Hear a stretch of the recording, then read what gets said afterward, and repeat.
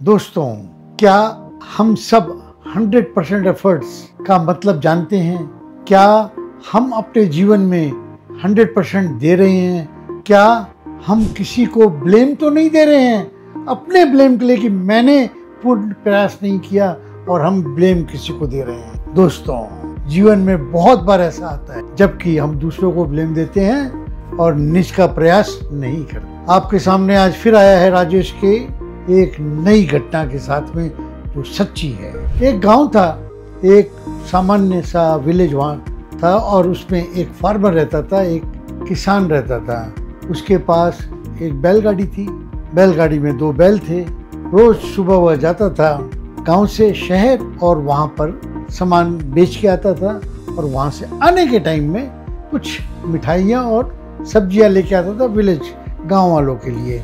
इस तरह से उसकी दिनचर्या चलती थी और वो अपना परिवार चलाता था। एक दिन क्या हुआ, सुबह जब गया अपना सामान सुमून बेचा, आने के टाइम में मिठाइयाँ और कुछ सब्जियाँ वगैरह लिया। आने के टाइम में बहुत बारिश हो गई और कीचड़ हो गया। कीचड़ में उसकी बैलगाड़ी फंस गई। फिर क्या था, उसने चेष्टा किया, बैलों को धक्का दिया कि भाई कीचड़ से निकल जाए और गांव पहुंच जाए। नहीं पहुंच पाया, नहीं निकल पाई चक्के और मायूस होके बैठ गया। शाम हो गई, अंधेरा होने को चला था।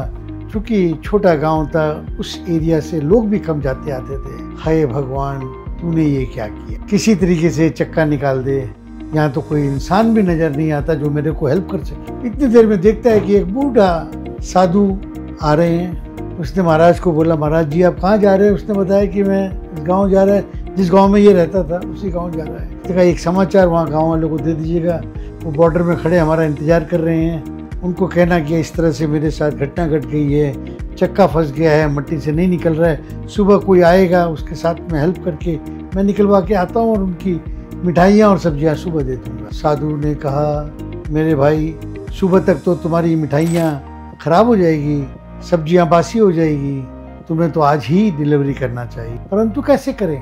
साधु बुजुर्ग था, उसमें इतनी ताकत नहीं थी कि वो चक्के को निकाल सके।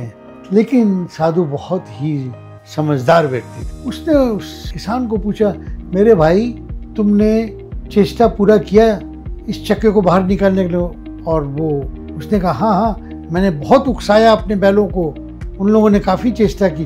बोले, तूने भी पूरी चेष्टा की?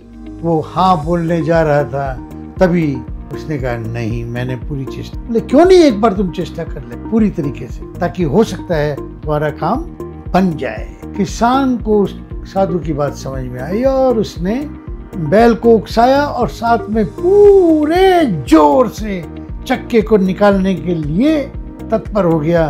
पूरा 100% अपना उसको दिया ताकि चक्का निकल जाए।